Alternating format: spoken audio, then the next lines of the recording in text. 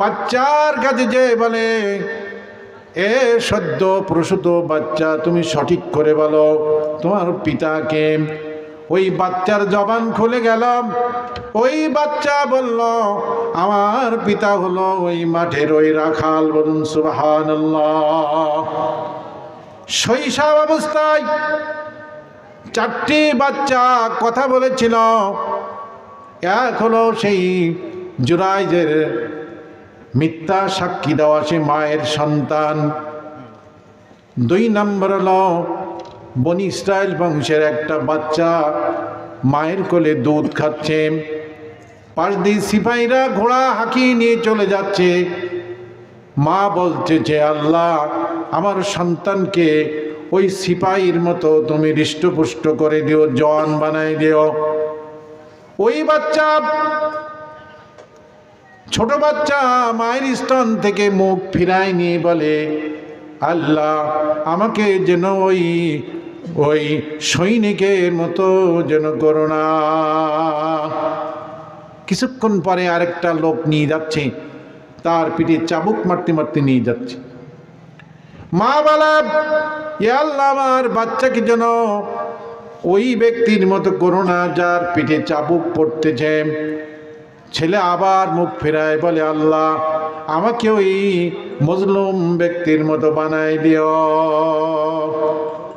মা বলে, কেন কেন তুমি এমন বলতেছ? বলে, ওই যে সিপাহী, হৃষ্টপুষ্ট সিপাহী, সে হলো জালেম। আল্লাহর দরবারে সে উঠবে, আল্লাহর দরবারে দাঁড়াবে, সে জবাব দিতে পারবে না। وقال رسول الله صلى الله عليه وسلم الظلم ظلمة يوم القيامة। জুলুম, জালেম কিয়ামতের ময়দানে তার সামনে ভীষণ অন্ধকার থাকবে। অতএব ওই সৈন্য হলো জালেম, আমি জালেম হতে চাই না। আর যে ব্যক্তি মজলুম, হাসরের ময়দানে সে নূরের চেহারা নিয়ে উঠবে, আল্লাহ তাআলা তাকে মাফ করে দিবেন, সে হাসতে হাসতে জান্নাতে চলে যাবে। বলুন সুবহানাল্লাহ। এই 2 ছেলে। 3 নম্বর আলাপ, ঈসা আলাইহিস সালাম বিনা বাপে যখন ভূমিষ্ঠ হলেন, লোকজন ঘুরে ধরল মরিয়ম আলাইহিস সালামকে। মরিয়ম আলাইহিস সালামকে বলে, মরিয়ম, এ মরিয়ম, তোমার তো স্বামী নাই, সন্তান কোথার থেকে আসলো? মরিয়ম তখন ওই সন্তানের দিকে ইশারা করে দিল। সন্তান জানিয়ে দিল সন্তানের। ঈসা আলাইহিস সালামের জবান খুলে গেল, তিনি কথা বলতে লাগলেন।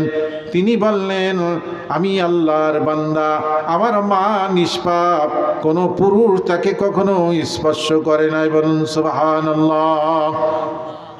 4 নম্বর আলাপ, ইউসুফ আলাইহিস